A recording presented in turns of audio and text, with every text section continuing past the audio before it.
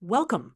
Today we'll find the length of a curve given by x equals 1/3 times the square root of y times quantity y minus 3 from y equals 1 to y equals 9. Let's first visualize this curve.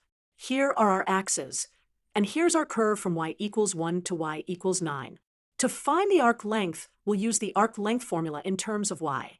The formula states that arc length equals the integral from y1 to y2 of the square root of 1 plus the derivative dx dy squared dy. First, let's find dx dysprosium. Taking the derivative of our original equation with respect to y, we get dx dy equals 1/3 times the quantity y minus 3 divided by 2 root y plus root y. Now, we need to square this expression.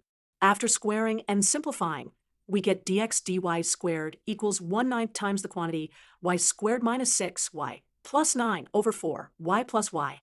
Next, we substitute this into our arc length formula. Our integral becomes the integral from 1 to 9 of the square root of 1 plus 1/9 times the quantity y squared minus 6y plus 9 over 4 y plus y dy. This is a complex integral that requires numerical methods to evaluate. Using a calculator or computer, we find that the length of the curve is approximately 10.3 units. Let's review what we did. We started with a curve, found its derivative, squared it, put it into the arc length formula, and then integrated to find the total length.